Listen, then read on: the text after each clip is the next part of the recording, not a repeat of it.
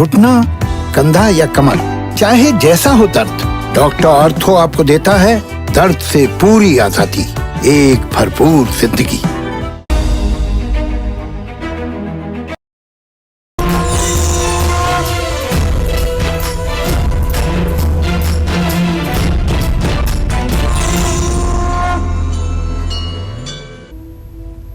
दिन में किस नमस्कार, आप देख रहे हैं कालचक्र। मैं हूं श्रद्धा और मेरे साथ हैं प्रश्न कुंडली विशेषज्ञ पंडित सुरेश पांडे जी। पंडित जी, बहुत बहुत स्वागत है आपका। धन्यवाद।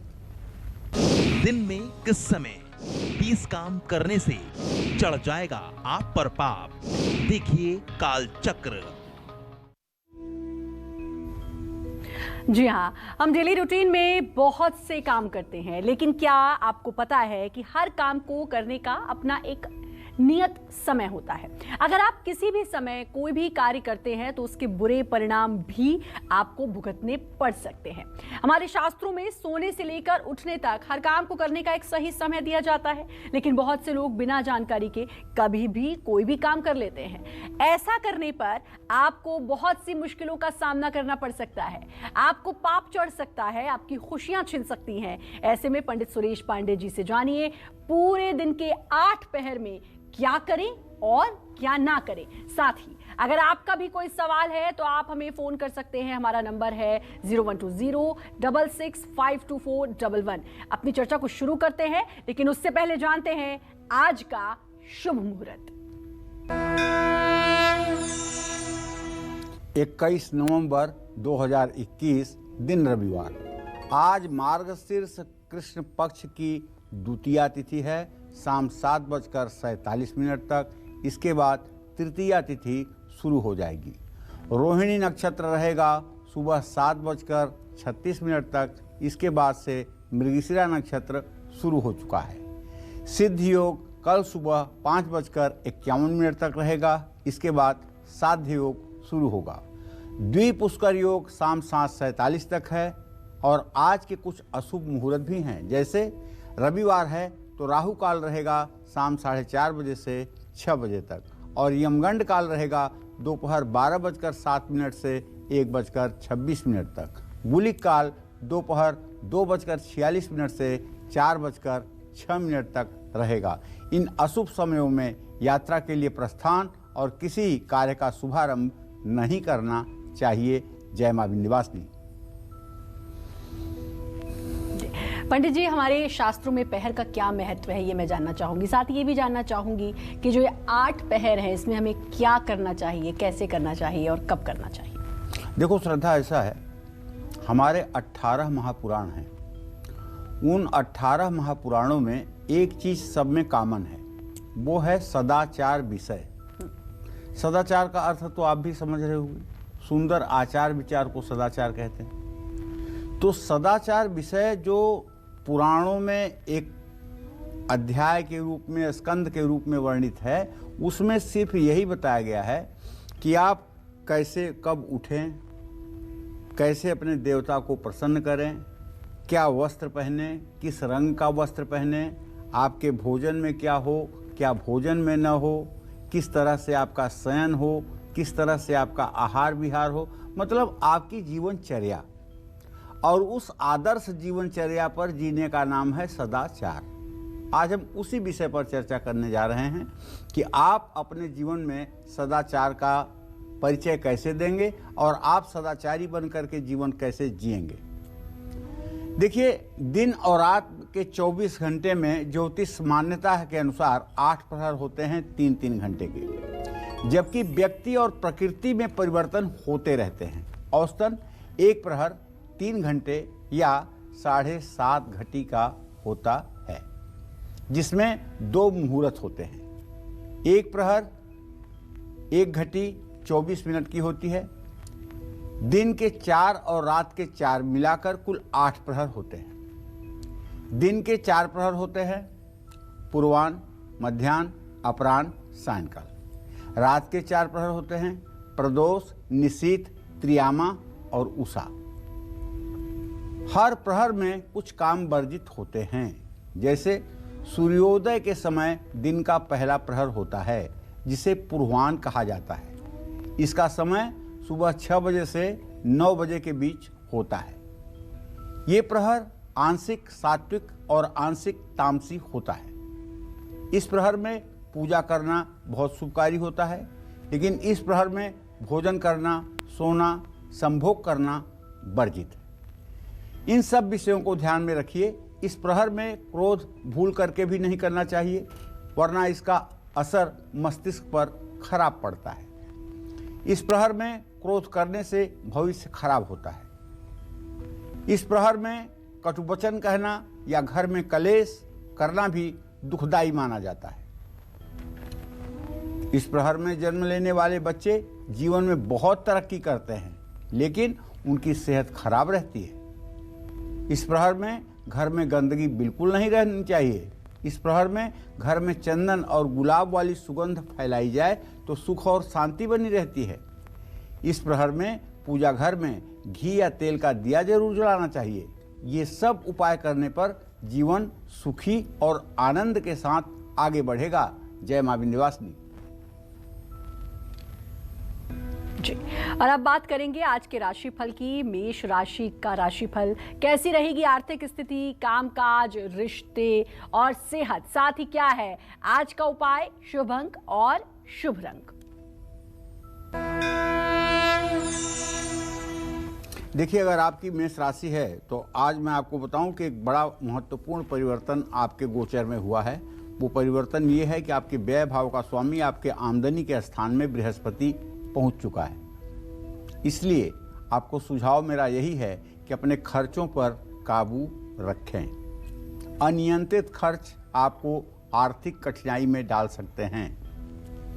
यदि आप विद्यार्थी हैं तो आपका दिन आज के लिए बहुत ही अच्छा है। दोस्तों और परिवार में किसी से अनबन होगी। स्वास्थ्य बिगड़ सकता है। पैसे के लेन देन में सावधानी बरतें। गाय को रोटी और चारा खिलाएं। शुभ अंक आपके लिए 8 होगा। शुभ रंग आपके लिए हरा होगा। जय मां विंध्यवासिनी। जी, और बात पहले पहर की तो हो गई है पंडित जी। मैं आपसे दूसरे पहर के बारे में भी मैं आपसे जानूंगी और बात करूंगी, लेकिन एक कॉलर जुड़ चुके हैं। दीपांकर सिलीगुड़ी से हमारे साथ जुड़े हैं। दीपांकर, आप पंडित जी से बात कर सकते हैं। प्रणाम। हाँ, सदा सुखी रहिए। प्रणाम पंडित जी। सदा सुखी रहिए। पंडित जी, मेरा नाम दीपांकर है। मेरा जन्म स्थान सिलीगुड़ी है। 1963 16 दिसंबर मेरा डेट ऑफ बर्थ है, और मैं शाम को 8:45 में मेरा जन्म हुआ था जी। तो मैं बिजनेस करता हूँ। अभी थोड़ा सा दिक्कत में चल रहा हूँ। बिजनेस में थोड़ा फंड का प्रॉब्लम चल रहा है, थोड़ा सा लोन्स भी है। मेरा बेटी बाहर में पढ़ती है, तो आगे में मेरा क्या परिस्थिति रहेगा, फाइनेंशियल एंड फिजिकल। देखिए दीपांकर जी, आपने जो प्रश्न किया है मैं बताऊं कि आपके प्रश्न लग्न का स्वामी बृहस्पति इस समय कुंभ राशि में गोचर किया है, और 12 अप्रैल 2022 को ये आपके राशि को प्रभावित करेगा। 12 अप्रैल 2022 के बाद आपकी आर्थिक स्थिति में धीरे धीरे सुधार की स्थिति शुरू होगी, लेकिन अभी तो आपकी आर्थिक स्थिति सचमुच में ठीक नहीं है। आपकी आर्थिक स्थिति ठीक रहे, इसके लिए आपको चाहिए कि बृहस्पतिवार को हरे राम राम राम हरे हरे, हरे कृष्ण कृष्ण कृष्ण हरे हरे, इस मंत्र का 16 माला जप आपको करना चाहिए। और कहीं विष्णु मंदिर में जाकर के पीली मिठाइयाँ और पीले फल चढ़ाना चाहिए। इससे निसंदेह आपकी आर्थिक स्थिति पर असर पड़ेगा। आपके बेटी का भविष्य ठीक है, उसकी पढ़ाई भी अच्छी होगी और उसका करियर भी अच्छा होगा। उसे लेकर के आपको कोई चिंता करने की ज़रूरत नहीं पड़ेगी। जय मां विंध्यवासिनी।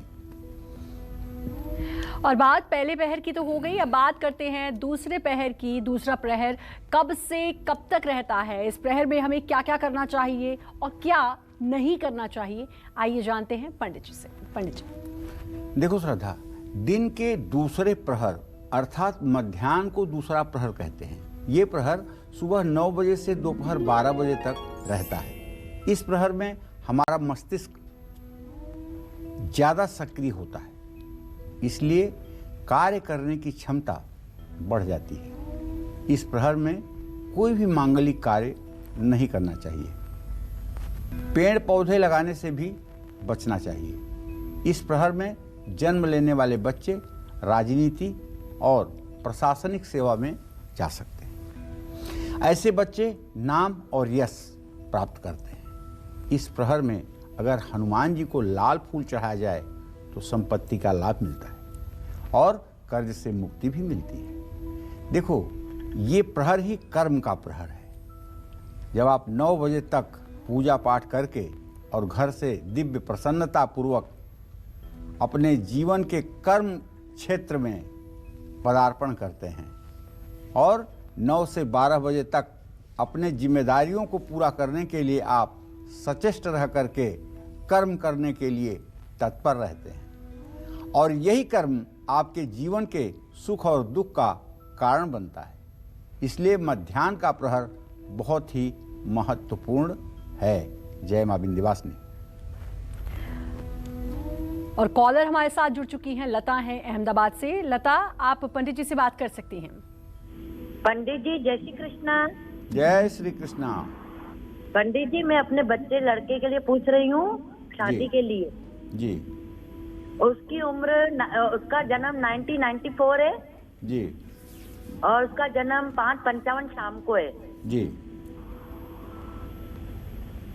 लता, ऐसा है, आपने अपने बेटे के विवाह के बारे में पूछा है तो मैं बताऊं कि आपके पुत्र भाव का स्वामी सूर्य और उससे सप्तम भाव का स्वामी शनि, सूर्य और शनि दोनों ग्रहों की स्थिति परस्पर तृतीय एकादश की बनी हुई है। आपका बेटा 27 साल का हो रहा है। 27वें साल के अंत और 28वें साल के शुरुआत तक इसके विवाह का योग बना हुआ है और आपको जनवरी के महीने में 14 जनवरी से 20 जनवरी तक आपकी होने वाले बहू का पता चल जाएगा और ये विवाह 12 अप्रैल से 12 मई के बीच में संपन्न हो जाएगा। विवाह का सुंदर और अच्छा योग बना हुआ है। जी, और अब बात करेंगे वृषभ राशि फल की। कैसी रहेगी आर्थिक स्थिति, कामकाज, रिश्ते और सेहत, साथ ही क्या है आज का उपाय, शुभ अंक और शुभ रंग। आज आपके राशि में उच्च का चंद्रमा है। आपकी मानसिक स्थिति आज बहुत ही मजबूत रहेगी। लेकिन अगर आपके आर्थिक स्थिति की बात करें तो राहु की युति होने के कारण मनोरंजन और खरीदारी पर आपका पैसा खर्च होगा। लेकिन ये पक्की बात है कि काम में आपको सफलता मिलेगी, मान सम्मान आपका बढ़ेगा। परिवार के साथ समय बिताने का अवसर प्राप्त होगा। स्वास्थ्य आपका अच्छा रहेगा।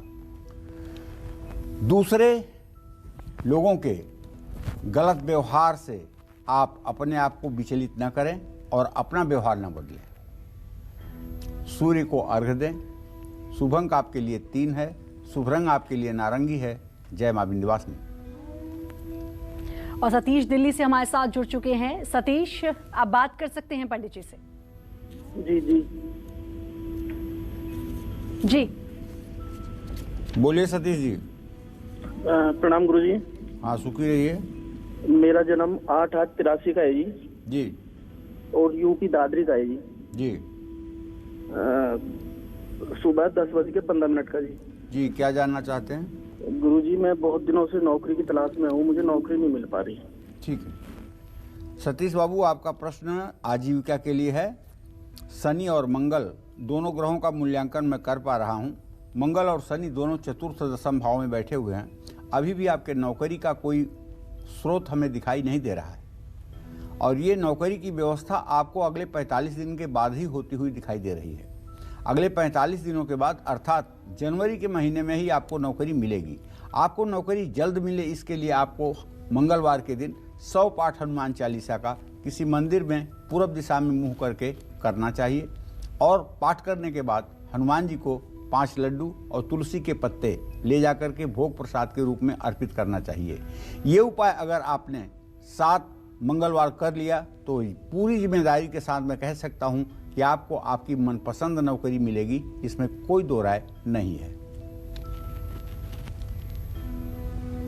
और अब बात करते हैं तीसरे प्रहर की। तीसरा प्रहर कब से कब तक रहता है? इस प्रहर में जन्मे बच्चे कैसे होते हैं? साथ ही इस प्रहर में किन चीजों से बचना चाहिए? आइए जानते हैं पंडित जी से। अब दर्शक भी सोच रहे होंगे कि बात होगी 12 बजे से 3 बजे की। दिन के तीसरे प्रहर को अपराह्न या सप्तम प्रहर भी कहते हैं। ये समय दोपहर 12 बजे से 3 बजे के बीच तक का होता है।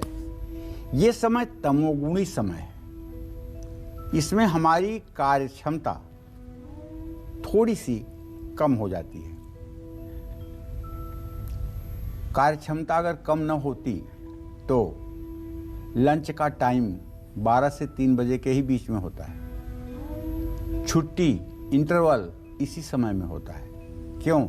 इस समय शरीर की कैपेसिटी उतनी अच्छी नहीं रहती है, उसको फिर से शक्तिवान बनाने के लिए थोड़ा विश्राम दिया जाता है।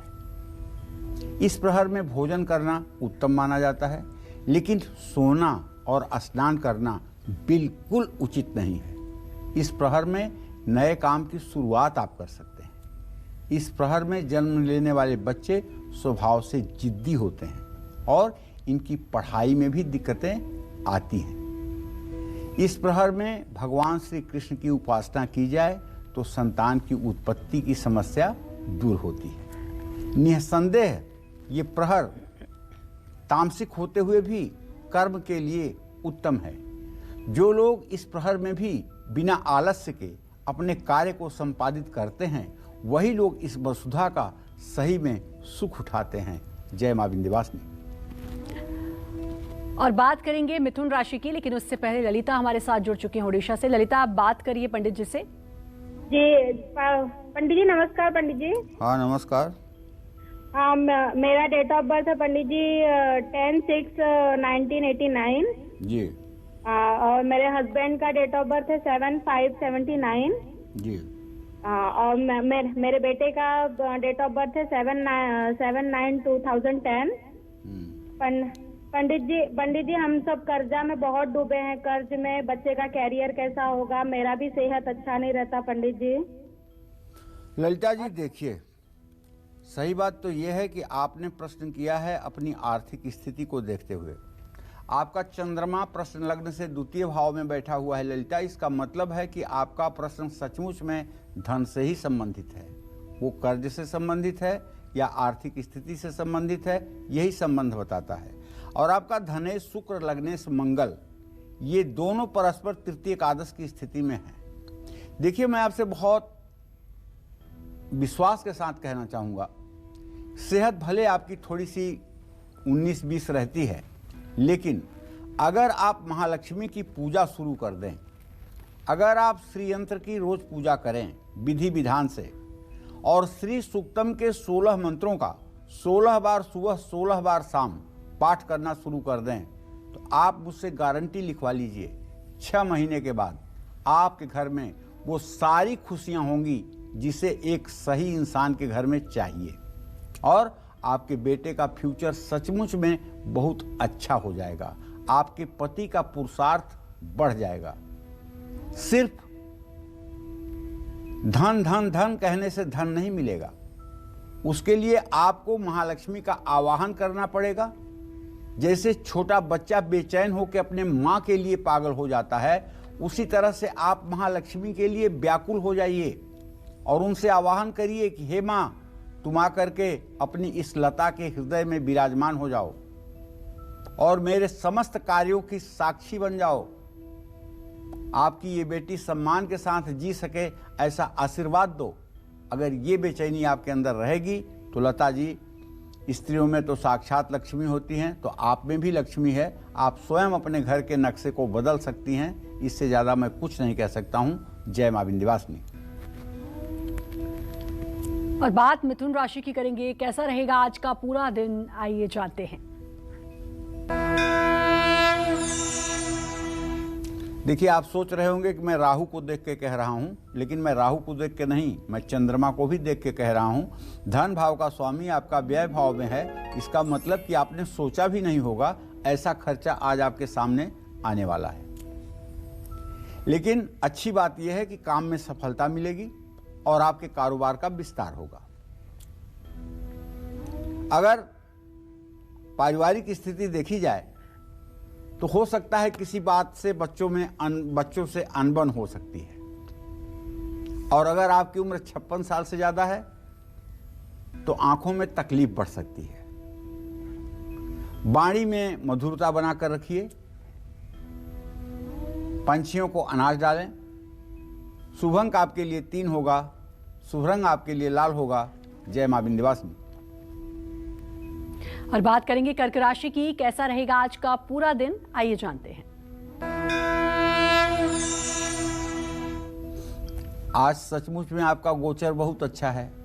आपका राशि स्वामी चंद्रमा इस समय अपनी उच्च राशि में आमदनी के स्थान में है। इसका मतलब आमदनी बढ़ेगी, कारोबार में बड़ा मुनाफा होगा। अगर आप विवाह योग्य हैं और शादी की बात चल रही है तो शादी की बात भी पक्की हो सकती है। आपका हेल्थ अच्छा रहेगा, मन से तनाव दूर होगा। लेकिन ये जरूर कहना चाहूंगा कि अगर आपकी कर्क राशि है तो आपके यात्रा भाव का स्वामी मृत्यु भाव में है, तो मेरे भाई यात्रा सतर्क होकर के करिएगा। यात्रा से नुकसान हो सकता है। आज के दिन हरा ज्वार हो सके तो गाय को खिलाइएगा। शुभ अंक आपके लिए 8 है। शुभ रंग आपके लिए गुलाबी है। जय मां विंध्यवासिनी। और कॉलर जुड़ चुके हैं, सारिका जुड़ चुकी हैं मेरठ से। सारिका, बात कर सकती हैं पंडित जी से। पंडित जी प्रणाम। हाँ, सदा सुखी रहे सारिका जी। पंडित जी मैं मेरठ से बोल रही हूँ। मेरा जन्म है 19 अगस्त 1980 जी। मेरे 3 बच्चे हैं पंडित जी। मेरा बेटा है 21 मई 2009, जन्म कलकत्ता, रात में 10:30 बजे जी।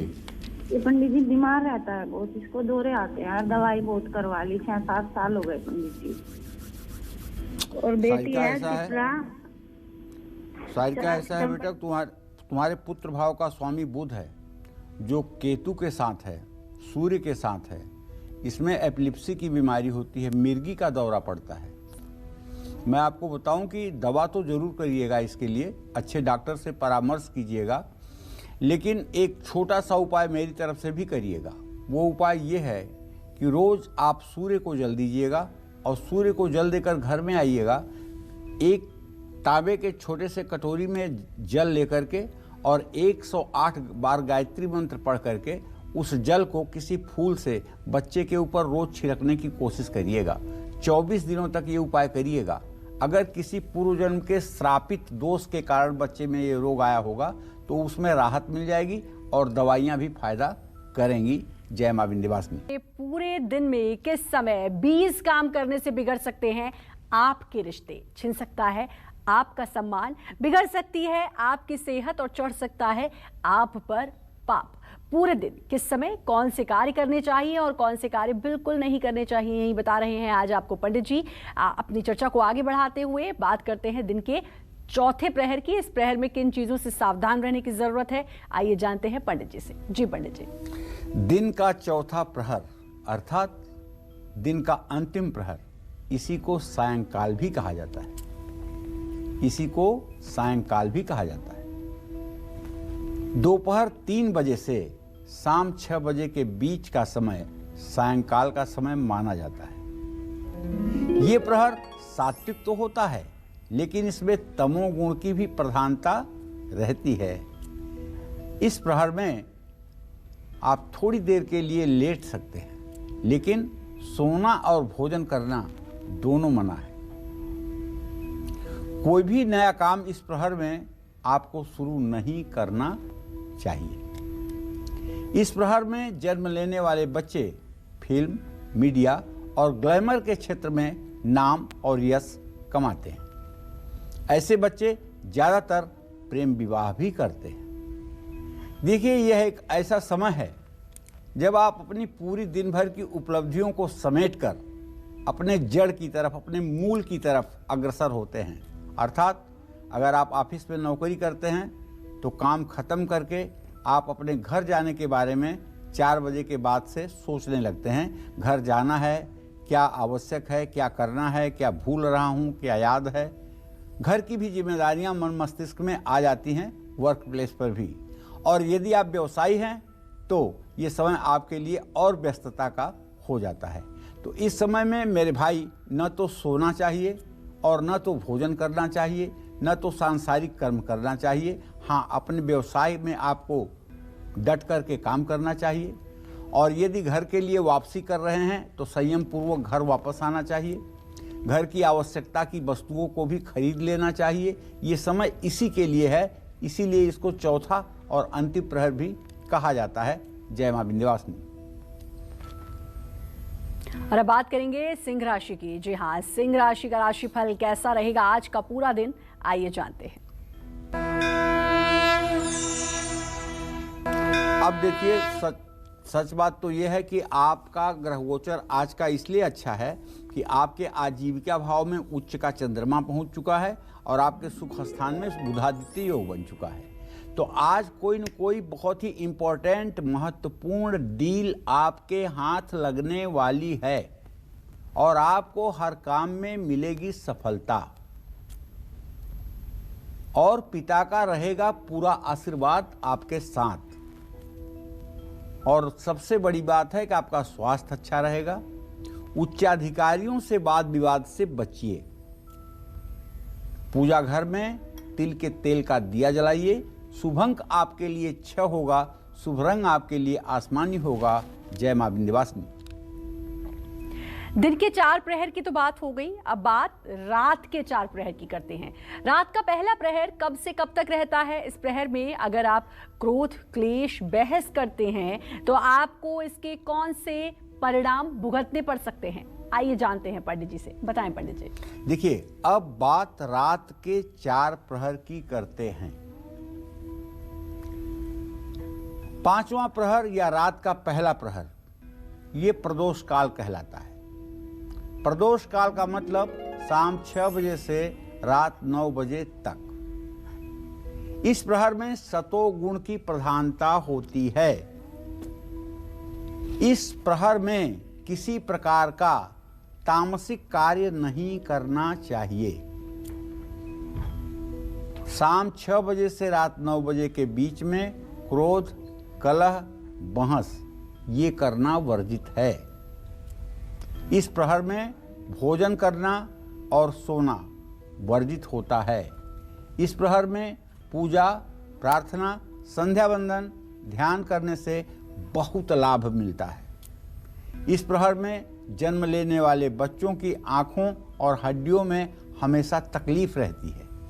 इस समय घर के पूजा स्थान पर घी या तिल के तेल का दिया जरूर जलाना चाहिए। इसका शुभ परिणाम मिलता है। जय मां विंध्यवासिनी।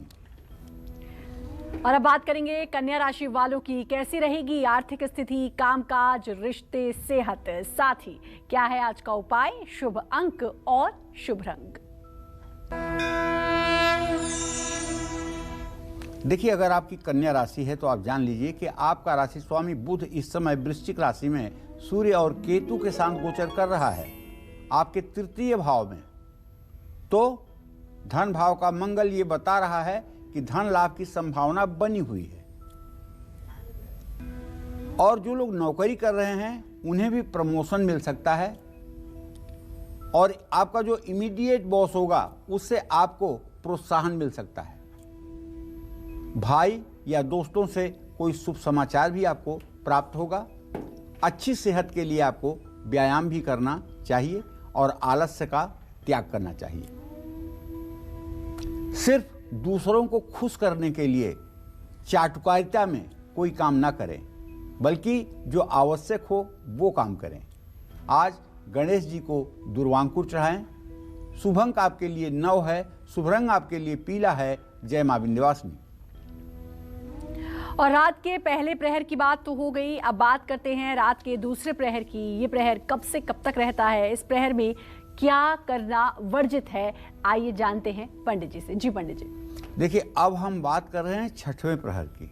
रात का जो दूसरा प्रहर है उसे निशीथ काल कहा जाता है। ये प्रहर रात के 9 बजे से 12 बजे के बीच का होता है। इस प्रहर में तामसिक और राजसिक दोनों गुणों की प्रधानता होती है, लेकिन यह नकारात्मक नहीं होता है। इस प्रहर में कोई नई चीज नहीं खरीदनी चाहिए और ना ही फूल पत्ते तोड़ने चाहिए। इस प्रहर में किसी पेड़ के पास नहीं जाना चाहिए और ना ही किसी पेड़ को छेड़ना चाहिए। इस प्रहर में जन्म लेने वाले बच्चे कलाकार होते हैं, लेकिन पढ़ाई में उतने अच्छे नहीं होते हैं। इस प्रहर में घर में जो भी भोजन बनाया जाए उसे किसी जीव को जरूर खिलाना चाहिए। ऐसा करने से आर्थिक स्थिति भी मजबूत होती है, मन भी प्रसन्न रहता है। और देखिए, इस प्रहर में मैं आपको बताना चाहूँगा रात्रि 9 से 12, इसके भी 2 विभाग कर लीजिए। 9 से 10:30, 10:30 से 12। 9 से 10:30 का विभाग जो है ये भोजन करने के लिए, शयन करने के लिए, वाक करने के लिए सर्वोत्तम है, गर्भाधान के लिए सर्वोत्तम है। और 10:30 से 12 का समय भोजन के लिए, यात्रा के प्रस्थान के लिए, गर्भाधान के लिए सख्त वर्जित है। ये मध्यरात्रि का समय है, तो इस समय को इस तरह से, हाँ, शक्ति की उपासना 10:30 से 12 बजे के बीच में आप कर सकते हैं। तामसी देवियों की पूजा भी कर सकते हैं, जैसे छिन्नमस्ता, धूमावती, तारा, काली। इन देवियों की पूजा उपासना आप बड़े ही दत्त मन से कर सकते हैं। अगर आप इनके साधक हैं और मध्य रात्रि में उपासना करते हैं तो आपकी सिद्धि जल्दी होगी, इसमें कोई संदेह नहीं है। लेकिन श्री कुल की जो देवियां हैं, जैसे महालक्ष्मी, बगलामुखी, कमलात्मिका, भैरवी, त्रिपुर सुंदरी, इनकी उपासना मध्य रात्रि में नहीं करनी चाहिए। हाँ, अगर पहले से, मध्यरात्रि के पहले से इनकी पूजा शुरू की जा चुकी है तो रात में इनकी पूजा हो सकती है। जय मां विंध्यवासिनी। और कॉलर मानसी जुड़ चुकी है हमारे साथ गुजरात से। मानसी, आप पंडित जी से बात करिए। पंडित जी जय विंध्यवासिनी। जय मां विंध्यवासिनी। पंडित जी, हमारा बेटा है, बेटी की शादी कर दी है। बेटा बहुत टॉर्चर कर रहा है हमको, मतलब लेके कुछ करना नहीं है, साथ में रहना नहीं है, परेशान इतना करता है कि वो उसको सब चाहिए। हम कहाँ जाए पंडित जी, हमारे को समझ में नहीं आ रहा है। उसके लिए उसका बाप घर दे दिया है, घर वाले हमारे है भी नहीं, लड़की ससुराल चली गई है, तो भी हमको बहुत छेड़खानी हमारे साथ करता है। दोनों बेटा बहू परेशान बहुत कर रहे हैं, इसके लिए कुछ उपाय है पंडित जी? मेरे पास इसका सॉलिड उपाय है और आप इस उपाय को करिए। आप एक दुर्गा सप्तशती की पुस्तक जाइए, आज ही खरीदिए अगर घर में नहीं है तो।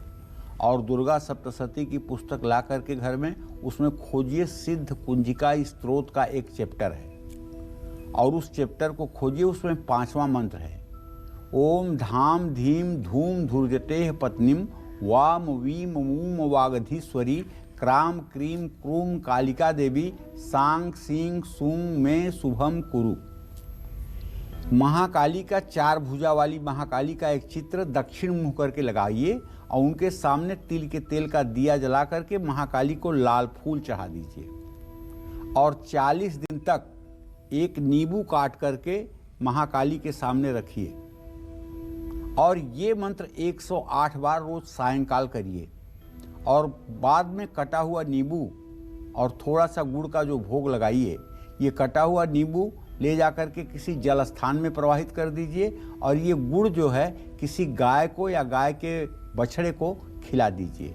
ये उपाय आप 40 दिन लगातार करिए, बेटे का मन मस्तिष्क बदलेगा, आपका उत्पीड़न कम हो जाएगा और आपको सम्मान भी मिलेगा। लेकिन ये उपाय आपको लंबे समय तक करना चाहिए क्योंकि बच्चे के अंदर संस्कार की कमी है, उसके अंदर संस्कार आने में कुछ समय लगेगा। धैर्य के साथ करिए, बिल्कुल आतुर मत होइए। अपने खून से ही पूरी दुनिया हारती है, तो आप भी समझो कि कुछ समय का कष्ट आपके लिए आया है, लेकिन आगे आने वाला समय ठीक हो सकता है। बिल्कुल मत घबराइए। और चलिए अब बात करते हैं तुला राशि की।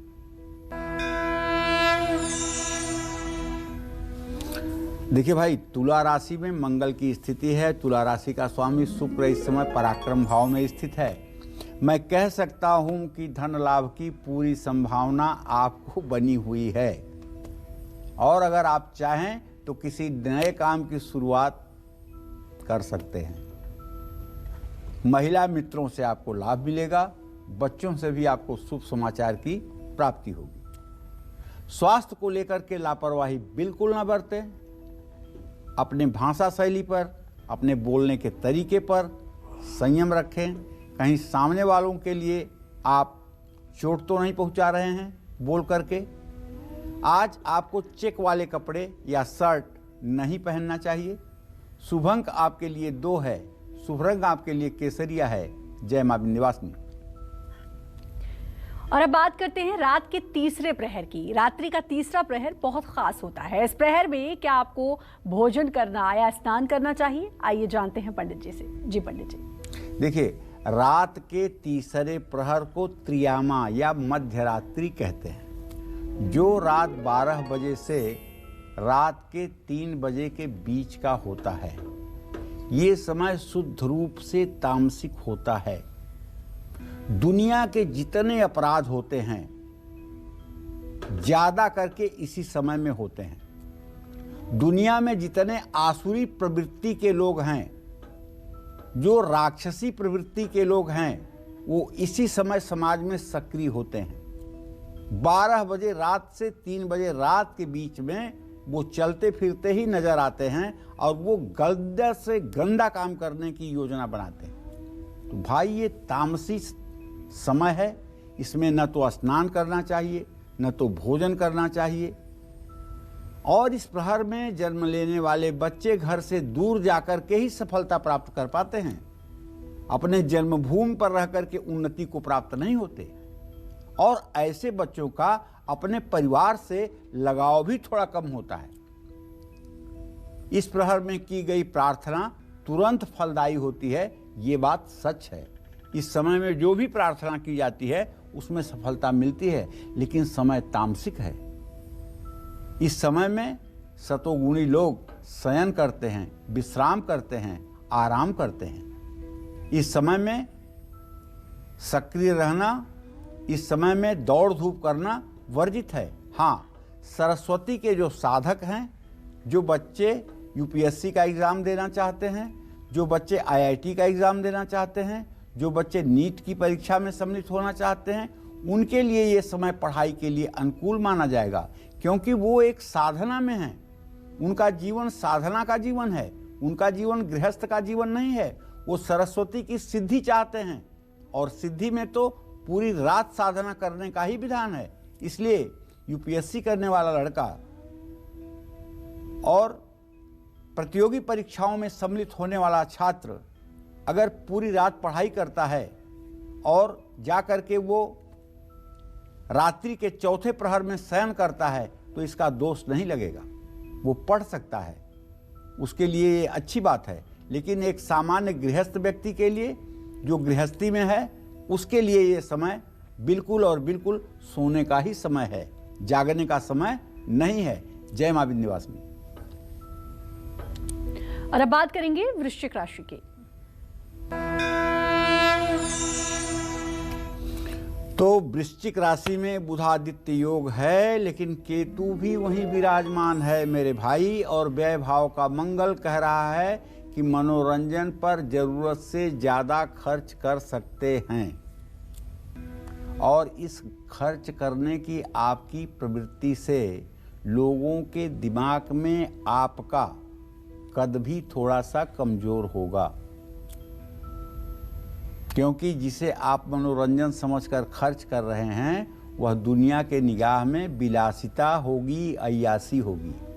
तो इसलिए सोच समझ करके कोई काम करिएगा। दोस्तों के साथ घूमने जा सकते हैं। स्वास्थ्य को लेकर के आज चिंता बढ़ सकती है। वाद विवाद करने से बचने की कोशिश करिए। किसी भूखे व्यक्ति की मदद करिए।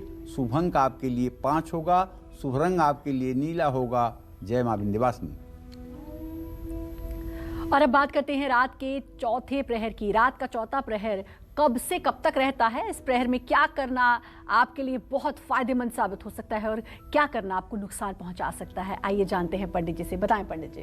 रात के चौथे प्रहर को उषा काल कहते हैं। सनातन धर्म में ये जो चौथा प्रहर है, इसको ब्रह्म मुहूर्त भी कहते हैं। रात के 3 बजे से सुबह के 6 बजे तक के बीच का समय रात का अंतिम प्रहर कहलाता है। ये प्रहर शुद्ध रूप से सात्विक होता है। इस प्रहर में भी अन्न जल ग्रहण करने से बचें। इस प्रहर में उठकर नित्य कर्म से निपटकर पूजा अर्चना साधना में ध्यान लगा दीजिए। इस प्रहर में जन्म लेने वाले बच्चे निसंदेह आध्यात्मिक होते हैं। इस प्रहर में शिवलिंग पर नियमित रूप से जल चढ़ाया जाना चाहिए। अगर जो लोग इस ब्रह्म मुहूर्त में शिवलिंग की पूजा उपासना करते हैं और वो लोग जो अपने घरों में पार्थिव शिवलिंग बना करके और इस समय में शिवलिंग का अभिषेक करते हैं, मान लो कि उन्हें शिवलोक की प्राप्ति होती है और उनका जीवन धन्य हो जाता है। जय मां विंध्यवासिनी। चलिए अब बात करते हैं धनु राशि वालों की, कैसा रहेगा आज का पूरा दिन, आइए जानते हैं। तो चलिए, अगर आपकी धनु राशि है तो आप ये तो जान ही लीजिए कि आपके राशि में इस समय शुक्र देव विराजमान है और ये 19 अंश 31 कला पर विराजमान है और आपके धन भाव में स्वगृही शनिदेव हैं। तो इसका मतलब ये हो रहा है कि आपको काम में सफलता मिलेगी, आर्थिक लाभ भी होगा लेकिन कम होगा, यश की प्राप्ति होगी, घर में सुख शांति का माहौल रहेगा। सबसे खुशी की बात क्या है कि आपके स्वास्थ्य में सुधार होगा। प्रतिस्पर्धियों से सतर्क रहने की जरूरत है। अगर आज या कल में आप कोई टेंडर डालना चाहते हैं तो आप अपनी गोपनीयता को बचा कर रखें। चींटियों को आटा और शक्कर डालें। शुभ अंक आपके लिए 5 है, शुभ रंग आपके लिए सफेद है। जय मां विंध्यवासिनी। और बात करेंगे मकर राशि की और जानते हैं मकर राशि वालों का आज भाग्य कितना मजबूत है।